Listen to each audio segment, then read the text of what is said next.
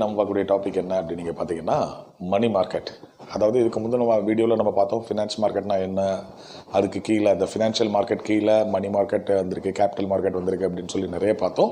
அதை நம்ம டீட்டெயிலாக பார்ப்போம் அப்படின்னு நம்ம சொன்னோம் இல்லையா. அதை தொடர்ந்து இன்றைக்கி நம்ம பார்க்கக்கூடிய இந்த டாபிக் வந்து மணி மார்க்கெட். அந்த மணி மார்க்கெட் அப்படின்னா என்ன அப்படின்னு நீங்கள் பார்த்தீங்கன்னா பண சந்தை அப்படின்னு சொல்லுவோம். சரி, இது எதற்காக அப்படின்னு பார்த்தீங்கன்னா ஒரு ஷார்ட் டைம், அதாவது ஒரு நாள்லேருந்து ஒரு வருடத்துக்குள்ளே வாங்குகிற கடன், கொடுக்குற கடன், அதுக்கான ஒரு மார்க்கெட்டு தான் என்ன சொல்லுவோம் அப்படின்னு பார்த்தீங்கன்னா இந்த மணி மார்க்கெட் அப்படின்னு சொல்லுவோம். இந்த மணி மார்க்கெட்டில் டிஃப்ரெண்ட் டைப் ஆஃப் இன்ஸ்ட்ருமெண்ட்ஸ்லாம் யூஸ் பண்ணுறாங்க. அதை வச்சு நம்ம மார்க்கெட்டை நம்ம எக்ஸ்பிளைன் பண்ணலாம். ஓகேங்களா? ஸோ முதல்ல அப்படி வர்றது என்ன அப்படின்னு பார்த்தீங்கன்னா கால் மணி மார்க்கெட் அப்படின்னு சொல்லுவாங்க. இந்த கால் மணினா என்ன அப்படின்னு நீங்கள் பார்த்தீங்கன்னா ஒரே நாளில் கடன் வாங்கி ஒரே நாளுக்குள்ள கொடுக்குறது. அதாவது ஓவர் நைட், அதாவது fund transacted on over night basis அப்படின்னு சொல்லுவாங்க. இன்னைக்கு வாங்கி இன்னைக்கு காலையில் வாங்கினா நைட்டு கொடுக்கணும், நைட் வாங்கினா காலையில் கொடுக்கணும், அந்த மாதிரி இருக்கக்கூடியது தான் என்ன சொல்லுவாங்க அப்படின்னா கால் மணி மார்க்கெட் அப்படின்னு சொல்லுவாங்க. ஸோ இது வந்து ஒரு நாளைக்கு மட்டும் இருக்கிறது. இதைத்தான் நம்ம வந்து கால் மணின்னு சொல்லுவோம். இந்த டீல் பண்ணக்கூடிய அந்த இடத்துக்கு பேர் வந்து கால் மணி மார்க்கெட் அப்படின்னு சொல்லுவோம். ரெண்டாவது என்ன அப்படின்னு பார்த்தீங்கன்னா நோட்டீஸ் மணி அப்படின்னு சொல்லுவாங்க. இது வந்து 2 நாள் இல்லை 14 நாள் அது வரைக்கும் பண்ணிக்கலாம். ஸோ இங்கேருந்து எப்படின்னா 2 நாளைக்கோ இல்லைனா ஒரு 14 நாளைக்குள்ளேயோ, அதாவது ஒரு வாரத்துக்குள்ளே இல்லை 2 வாரத்துக்குள்ளே இந்த மாதிரி கொடுத்து வாங்குறது. நான் இவ்வளோக்கு வாங்குறாங்க, இவ்வளோ பணம் நான் கேட்குறேன், இப்போ எனக்கு ஒரு அர்ஜென்ட்டாக வேணும், இந்த 2 நாளில் எனக்கு அந்த அர்ஜென்ட்டாக பணம் வந்துடும், அதுக்கு வரைக்கும் எனக்கு ஒரு பணம் தேவைப்படுது அப்படின்னா நம்ம வாங்குறோம் இல்லையா. அந்த மாதிரி பணத்துக்குள்ள மார்க்கெட்டு தான் என்ன சொல்லுவோம் அப்படின்னா நோட்டீஸ் மணி மார்க்கெட் அப்படின்னு சொல்லுவோம். இதனுடைய டியூரபிலிட்டி என்ன அப்படின்னு பார்த்தீங்கன்னா 2 days and 14 days அப்படின்னு சொல்லுவாங்க. இதில் யாரெல்லாம் பார்ட்டிசிபென்ட்ஸ் அப்படின்னு நீங்கள் பார்த்தீங்க அப்படின்னா கமர்ஷியல், எல்லா கமர்ஷியல் பேங்க்கும் இருக்கும், கோஆப்ரேட்டிவ் பேங்க் இருக்கும், எல்ஐசி இருக்கும், ஜென்ரல் இன்சூரன்ஸ் கார்பரேஷன்ஸ் இருக்கும், யுனைடெட் இந்தியா கார்பரேஷன்ஸ் இருக்குது, அப்புறம் நபார்டு இருக்குது. இவங்களுக்குலாம் திடீர்னு ஒரு நேரத்தில் லம்பாக பணம் தேவைப்படும், உடனே வாங்குவாங்க, அதுக்கப்புறம் அதை கொடுத்துட்டு திரும்ப என்ன பண்ணுவாங்க, அதை திருப்பி அடைச்சிருவாங்க. அதை தான் நம்ம என்ன சொல்லுவோம் நோட்டீஸ் மணின்னு சொல்லுவோம். இதுக்கான மார்க்கெட்டுக்கு பேர் வந்து நோட்டீஸ் மணி மார்க்கெட் அப்படின்னு சொல்லுவோம். தேர்ட் என்ன அப்படின்னு பார்த்தீங்கன்னா ட்ரெஷரி பில்ஸ். இது பொதுவாக நம்ம கல்விக்கெல்லாம் நம்ம சொல்கிறோம்னா கவர்மெண்ட்டோட கஜானா அப்படின்னு சொல்லுவோம் இல்லையா. அதைத்தான் நம்ம என்ன சொல்கிறோம் அப்படின்னு பார்த்தீங்கன்னா ட்ரெஷரி ஆஃபீஸ்ன்னு சொல்லுவோம். இவங்க கொடுக்குறது என்ன அப்படின்னா ட்ரெஷரி பில்ஸ்.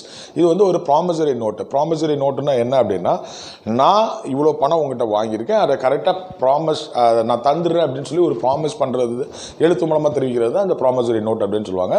இந்த ட்ரெஷரி பில்லில் வந்து என்ன அப்படின்னா கவர்மெண்ட் வந்து சில நேரம் பார்த்தீங்கன்னா நமக்கு வந்து நல்ல ஒரு எக்ஸாம்பிள் சொல்லலாம். எப்படி சொல்லலாம் அப்படின்னு பார்த்தீங்கன்னா இப்போ ஒரு கவர்மெண்ட் எம்ப்ளாயி வேலை பார்த்துட்டு இருக்காரு. அவருக்கு வந்து ஒரு 55 வயசில் இல்லை 56 வயசில் அவருக்கு வந்து அவருடைய சம்பளம் கூடி இருக்குன்னு வைங்களேன். 58 வயசில் அவர் ரிட்டையர்ட் ஆவார். ஆனால் 56 வயசில் நம்ம வந்து என்ன பண்ணுவாங்க, அவருடைய சம்பளம் கூடி இருக்க சம்பளத்தை அன்னைக்கு கவர்மெண்ட்டு கொடுக்க முடியலன்னு வைங்க. ஸோ அதை என்ன பண்ணுவாங்க, அப்படியே கவுண்ட் பண்ணி வச்சுட்டு அரியர் அப்படிங்கிற மாதிரி வச்சுட்டு அவர் ரிட்டையர்ட் ஆகும்போது என்ன பண்ணுவாங்கன்னா ட்ரெஷரி பில்லாவே கொடுப்பாங்க. அதாவது இன்னைக்கு நான் தர வேண்டிய பணத்தை நாளைக்கு தரேன் அப்படின்னு கவர்மெண்ட்டு ப்ராமிஸ் பண்ணி ப்ராமிசரி நோட்டு மூலமாக கொடுக்கறதுக்கு பேர் தான் என்ன சொல்லுவோம் அப்படின்னா ட்ரெஷரி பில் அப்படின்னு சொல்லுவோம். இது வந்து இது ஒரு ஷார்ட் டைம் தான். இது வந்து ரொம்ப ஹைலி லிக்விடிட்டிங்க.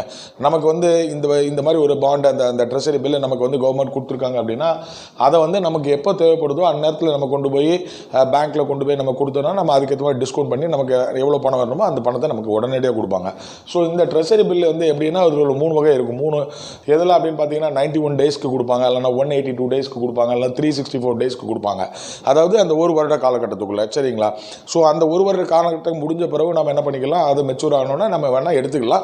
அதுக்கு இடையில பணம் தேவைப்பட்டாலும் நம்ம என்ன பண்ணிக்கலாம், ஒரு பேங்க்கில் எங்கே கொண்டு வச்சுட்டு டிஸ்கவுண்ட் பண்ணி நம்ம ஒன்றா வாங்கிக்கலாம். ட்ரெஷரி பில் யார் தான் கொடுக்க முடியும் அப்படின்னு பார்த்தீங்கன்னா ஆர்பிஐ தான் கொடுக்க முடியும். ஆனால் ஆர்பிஐ யார் சார்பாக கொடுக்கும் அப்படின்னு பார்த்தீங்கன்னா மத்திய அரசாங்க சார்பாக கொடுக்கப்படும். இது வந்து ஸ்டேட் கவர்மெண்ட் வந்து இந்த ட்ரெஷரி பில் கொடுக்கறதுக்கான ஒரு அனுமதி கிடையாது. ஓகேங்களா? ரைட். அதுக்கப்புறம் என்ன அப்படின்னு பார்த்தீங்கன்னா 4வது இன்னொரு இன்ஸ்ட்ருமெண்ட் என்ன, அந்த மார்க்கெட் பேர் என்ன அப்படின்னா சர்டிஃபிகேட் ஆஃப் டெபாசிட் மார்க்கெட் அப்படின்னு சொல்லுவாங்க. இதை ஷார்ட் ஃபார்மில் என்ன சொல்லுவாங்கன்னா சிடிஸ் அப்படின்னு சொல்லுவாங்க. இதுவும் ஒரு வகையான ப்ராமிசரி நோட்டு தான். நான் வந்து இப்போ உங்ககிட்ட இருந்து வாங்கியிருக்கேன், இவ்வளோ பணத்துக்கு நான் இவ்வளோ குறிப்பிட்ட காலகட்டத்தில் உங்களுக்கு இதுக்கு தேவையான வட்டியை போட்டு நான் திருப்பி கொடுத்துருவேன் அப்படிங்கிற ஃபார்மில் கொடுக்கக்கூடிய ஒரு ப்ராமிஸ் தான் இது. ஸோ இந்த ப்ராமிஸ் கொடுத்து அவங்ககிட்ட இருந்து ஒரு டெபாசிட்டாக வாங்குவாங்க.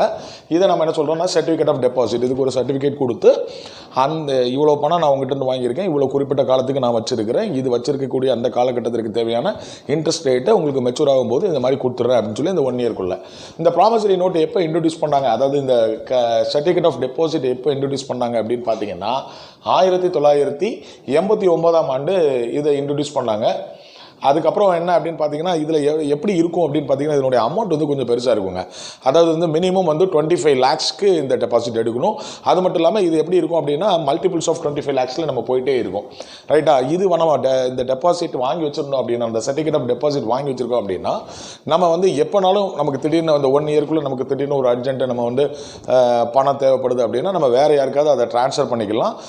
அவங்ககிட்ட இருந்து நம்ம அந்த பணத்தை வாங்கிக்கலாம். ஓகேங்களா? அடுத்தால கமர்ஷியல் பில்ஸ் அப்படின்னு நம்ம சொல்லுவோம். அந்த கமர்ஷியல் பில்ஸ் அப்படிங்கிறது வந்து என்ன அப்படின்னு பார்த்தீங்கன்னா இது ட்ரேட் பண்ணுறவங்களுக்கு ரொம்ப ரொம்ப முக்கியமாக இருக்கும். ஏன்னா ஏதாவது ஒரு பொருளை நம்ம டீல் பண்ணிகிட்டு இருப்போம். இப்போ ஃபார் எக்ஸாம்பிள் நம்ம வந்து வெங்காயமோ இல்லை வெள்ளைப்பூடோ இல்லை இஞ்சியோ இல்லை கரும்போ இந்த மாதிரி பொருட்கள்லாம் நம்ம டீல் பண்ணிகிட்டு இருக்கோம்னு வச்சுக்கோங்களேன். இப்போ இது மாதிரி இருக்கும்போது என்ன பண்ணுவோம் அப்படின்னா ஒரு சீசனில் இதனுடைய அதாவது வந்து நீடு ரொம்ப அதிகமாக இருக்கும். அதுக்காக நம்ம என்ன பண்ணுவோம் அப்படின்னு பார்த்தீங்கன்னா ஒரு லம்பாக வந்து ஒரு பணத்தை வந்து ஒட்டுமொத்தமாக ஒதுக்கி அதை வாங்கி பர்ச்சேஸ் பண்ணி இல்லை ஒரு வேர் ஹவுசிங்லோ இல்லை எங்கேயோ வந்து நம்ம வந்து ஸ்டோர் பண்ணி வச்சுருப்போம். இந்த ஸ்டோர் பண்ணி வச்சுருக்கும் போது என்ன இருக்கும் அப்படின்னு பார்த்தீங்கன்னா இந்த கமர்ஷியல் பில் இருந்தது அப்படின்னா நான் வந்து இவ்வளோக்கான ஸ்டோர் பண்ணி வச்சுருக்கேன், இதை வந்து ஆனால் எனக்கு விற்கிறதுக்கு வந்து ஒரு 90 நாளைக்கு மேலே ஆகும் இல்லை 180 நாளைக்கு மேலே ஆகும், எனக்கு விற்ற பிறகு எனக்கு பணம் வந்துடும் அப்படின்னு நம்ம சொல்லுவோம். ரைட்டுங்களா? ஆனால் அந்த 90 நாள் மேனேஜ் பண்ணுறது அல்லது 180 நாள் மேனேஜ் பண்ணுறதுக்கு ரொம்ப ரொம்ப கஷ்டமாக இருக்கும். அந்த கஷ்ட காலங்களில் வந்து இந்த கமர்ஷியல் பில்லை கொண்டு போய் நம்ம கொடுத்தோம்னா இதை வச்சு நம்ம என்ன பண்ணிக்கலாம், நம்ம வந்து என்ன பண்ணிக்கலாம்னா பணம் வாங்கிக்கலாம். அதுக்கு பிறகு விற்ற பிறகு அதுக்கான வட்டியும் சேர்த்து கொண்டு போய் கொடுத்து அதை வந்து நம்ம திருப்பிக்கலாம். அதுதான் என்னது சொல்லுவோம் அப்படின்னா கமர்ஷியல் பில்லுன்னு சொல்லுவோம். இந்த கமர்ஷியல் பில்லுக்கு 2 நேம் இருக்குது. இன்னொன்று வந்து ட்ரேட் பில்லுன்னு சொல்லுவாங்க, அப்படி இல்லைன்னா யூசன்ஸ் பில் அப்படின்னு சொல்லுவாங்க. அதுதான் அந்த பீரியடை வந்து நம்ம 1 இயர்க்குள்ளே இருக்கும். ஓகேங்களா? அடுத்தால என்ன அப்படின்னு பார்த்தீங்கன்னா கமர்ஷியல் பேப்பர்ஸ் அப்படின்னு சொல்லுவாங்க. இதுவும் மோரார்லெஸ் என்னவாறு எதே மாதிரி தான் இருக்கும் அப்படின்னு பார்த்தீங்கன்னா இந்த கமர்ஷியல் பில் மாதிரியும் இந்த சர்டிஃபிகேட் ஆஃப் டெபாசிட் மாதிரி தான் இருக்கும். இந்த சர்டிஃபிகேட் டெபாசிட்டுங்கிறது வந்து ஒருத்தட்டு பணத்தை வாங்கி இவ்வளோ குறிப்பிட்ட காலத்தில் கொடுக்குறது. ஆனால் இந்த கமர்ஷியல் பேப்பர்ஸ் அப்படிங்கிறது ஒரு வியாபார நோக்கத்தோட நம்மளுடைய வியாபாரத்தை பெருக்கணும். ஆனால் இப்போ இன்றைக்கி திடீர்னு எனக்கு வந்து பணம் தேவைப்படுது. இப்போ நீங்கள் பார்த்தீங்கன்னா சாதாரணமாக ஒரு நடைமுறையில் எடுத்துக்கோங்களேன். ஒரு டெக்ஸ்டைல் இண்டஸ்ட்ரி அப்படின்னு நீங்கள் எடுத்துக்கிட்டீங்களாலோ இல்லைன்னா ஒரு டெக்ஸ்டைல் ஷோரூம் எடுத்துக்கிட்டிங்கனாலும் சரி, அவங்களுக்கு வந்து ஒரு குறிப்பிட்ட காலகட்டத்தில் பிஸ்னஸ் வந்து ரொம்ப பீக்கில் இருக்கும். அதாவது எடுத்துக்கிட்டால் நவம்பர் மாதத்துலேருந்து பாருங்களேன், அக்டோபர் நவம்பரில் நீங்கள் எடுத்துக்கிட்டிங்கன்னா அப்படியே வந்து பண்டிகை காலங்களாகவே இருக்கும். எப்படின்னா தீபாவளி இருக்கும், பொங்கல், அதுக்கப்புறம் கிறிஸ்மஸ் வரும், நியூ இயர் வரும், ரம்ஜான் வரும், பொங்கல் வரும். ஸோ இந்த மாதிரி நியூ இயர் அந்த மாதிரி ஃபெஸ்டிவல்ஸ்க்கு வந்து அவங்களுக்கு நிறைய ஸ்டாக் வைக்கிற மாதிரி இருக்கும். அப்போ அந்த மாதிரி பீரியடுகள் அவங்களுக்கு நிறைய தேவைப்படும். ஸோ இதே மாதிரி சில இண்டஸ்ட்ரீஸ்க்கும் வந்து ஒரு குறிப்பிட்ட காலகட்டத்தில் நிறைய தேவைப்படும் போது அவங்க ரைஸ் பண்ணக்கூடிய இந்த யூஸ் பண்ணக்கூடிய ஒரு இன்ஸ்ட்ருமெண்ட் தான் என்ன அப்படின்னு பார்த்தீங்கன்னா இந்த கமர்ஷியல் பேப்பர்ஸ் அப்படின்னு சொல்லுவாங்க. இதுக்காக கவர்மெண்ட் கொடுத்தது தான் இந்த டூலு. இது ஜனவரி 1990 பண்ணாங்க. இது யாரெல்லாம் வெளியிடலாம் அப்படின்னு பார்த்தீங்கன்னா ப்ரைவேட் பேங்காக இருக்கலாம், பப்ளிக் கம்பெனி பேங்காக இருக்கலாம். இவங்க என்ன பண்ணுவாங்க, அந்த மாதிரி மக்களுக்கு அந்த பீக் டைமில் பணம் தேவைப்படுது இல்லையா, அப்போ வந்து இவங்களுக்கு நிறைய பணம் வேணும். ஸோ அப்போ அவங்க ஜென்ரேட் பண்ணணும் அப்படின்னு நினச்சாங்க அப்படின்னா இதன் மூலமாக என்ன பண்ணிக்குவாங்க அப்படின்னா ஒரு ஷார்ட் டைமுக்கு ஒரு லோனை அவங்க வந்து ஜென்ரேட் பண்ணிக்குவாங்க. அதுக்கு முக்கியமான ஒரு இன்ஸ்ட்ருமெண்ட் வந்து கமர்ஷியல் பேப்பர்ஸ் அப்படின்னு சொல்லுவோம். இந்த ரேப்போ அப்படின்னு சொல்கிறதுக்கு என்ன அப்படின்னு பார்த்தீங்கன்னா ரீபர்ச்சேஸ்ட் அக்ரிமெண்ட் அப்படின்னு நம்ம சொல்லுவாங்க. இந்த ரீபர்ச்சேஸ்ட் அக்ரிமெண்ட்னா என்ன அப்படின்னு பார்த்தீங்கன்னா அக்ரிமெண்ட்னால என்ன, ஒருத்தர் 2 பார்ட்டி வந்து சைன் பண்ணிக்கிறது. நீங்கள் இதை தாங்க, நீங்கள் தந்த பணத்துக்கு நான் இவ்வளோ வட்டி போட்டு உங்களுக்கு திருப்பி தந்துடுறேன் அப்படின்னு சொல்லுவாங்க. அது வந்து அக்ரிமெண்ட். இந்த ரீபர்ச்சேஸ்ட் அக்ரிமெண்ட் அப்படின்னா என்ன அப்படின்னா ஏற்கனவே இப்போ ஒரு கவர்மெண்ட்டோ இல்லை ஒரு பேங்க்கோ இந்த மாதிரி ஒரு டூல் யூஸ் பண்ணுறாங்க அப்படின்னா நான் இவ்வளோ தந்துடுறேன் அப்படின்னு சொல்லி ஒரு டூல். இப்போ நீங்கள் ஃபார் எக்ஸாம்பிள் எக்ஸ்னு ஒரு பார்ட்டி இருக்காரு, அவர்கிட்ட வந்து நான் 5 லட்ச ரூபா வாங்குறேன். 5 லட்ச ரூபா நான் வாங்கும்போது அந்த 5 லட்ச ரூபாய்க்கு நான் வந்து இவ்வளோ ரேட் ஆஃப் இன்ட்ரெஸ்ட் உங்களுக்கு கொடுத்துட்றேன் அப்படின்னு நான் சொல்லி கொடுத்துருப்பேன். அது ஒரு வருடத்தில் நான் தரேன்னு சொல்லுவேன். அதையே நம்ம என்ன செஞ்சுக்கிறது அப்படின்னா அந்த ஒரு வருடத்துக்கு உள்ளேயே நம்ம என்ன பண்ணிக்கலாம் அப்படின்னா அதை நம்ம திரும்பியும் நம்ம வாங்கிக்கலாம். இதைத்தான் நம்ம என்ன சொல்லலாம்னா ரீபர்ச்சேஸ்ட் அக்ரிமெண்ட் அப்படின்னு சொல்லுவோம். ஏற்கனவே கொடுத்த அந்த அக்ரிமெண்ட்டை திரும்ப அதே மாதிரி பணத்தை கொடுத்து எதுக்கு இடையிலே நம்ம செஞ்சுக்கிறது, வாங்கிக்கொள்வது. இது வந்து ரீபர்ச்சேஸ்ட் அக்ரிமெண்ட் அப்படின்னு சொல்லுவோம். அதுக்கப்புறம் என்ன அப்படின்னு பார்த்தீங்கன்னா discount and finance house of India அப்படின்னு சொல்லுவாங்க. இதை வந்து DFHI அப்படின்னு சொல்லுவாங்க. இது யாரால் ஸ்டார்ட் பண்ணப்பட்டது அப்படின்னு பார்த்தீங்கன்னா RBI வந்து இந்த பப்ளிக் செக்டர் பேங்கோடைய இல்லை ஃபினான்ஷியல் கம்பெனிஸோடு சேர்ந்து ஸ்டார்ட் பண்ணப்பட்ட ஒரு நிறுவனங்க. இங்கே என்ன பண்ணுறாங்க அப்படின்னா ஒரு இன்டர்மீடியேட்டராக செயல்படுறாங்க. இது வந்து ஏப்ரல் 1988 ஸ்டார்ட் பண்ணாங்க. இன்டர்மீடியேட்டராக என்ன அப்படின்னு பார்த்தீங்கன்னா இங்கே இதெல்லாம் நம்ம பார்த்தோம் இல்லையா, அந்த treasury bills, commercial bills, certificate of deposits and இந்த மாதிரி இருக்கக்கூடியதை நம்ம அவங்க வாங்குறதுக்கோ விற்கிறதுக்கோ இவங்க வந்து ஹெல்ப் பண்ணுவாங்க. ஓகேங்களா? ரைட். அது மாதிரி money market mutual fund MMF MMFS அப்படின்னு சொல்லுவாங்க. இது வந்து ஏப்ரல் 1992 பண்ணாங்க. இது என்ன அப்படின்னு பார்த்தீங்கன்னா, ரொம்ப ஸ்மால் இன்வெஸ்டர்ஸ் இருப்பாங்க இல்லையா, அவங்களையும் இந்த மணி மார்க்கெட்டில் பார்ட்டிசிபேட் பண்ண வைக்கிறதுக்கு கொஞ்சோண்டு பணத்தை வச்சு அவங்களும் கொடுத்துக்கலாம், அவங்களும் கடன் வாங்கிக்கலாம், அவங்களுக்கும் இதிலிருந்து ஒரு பெனிஃபிட் கிடைக்கிறது, அந்த நோக்கத்தோடு ஸ்டார்ட் பண்ணப்பட்டது தான் அந்த MMFS அப்படின்னு நம்ம சொல்லுவோம். அதுக்கப்புறம் இதில் இன்னும் முக்கியமான விஷயங்கள் என்ன அப்படின்னு நீங்கள் பார்த்தீங்கன்னா, இதில் வந்து அன்ஆர்கனைஸ்டு செக்டாரும் இருக்குது. இப்போ நம்ம இதுவரைக்கும் பார்த்தது எல்லாமே ஆர்கனைஸ்டு செக்டார் அப்படின்னு நம்ம சொல்லுவோம். இந்த அன்ஆர்கனைஸ்டு செக்டார் அப்படிங்கிறது என்ன அப்படின்னு பார்த்தீங்கன்னா, நம்ம இந்தியாவில் இந்த மணி மார்க்கெட்டில் இது ஒரு பெரிய டேஞ்சருங்க.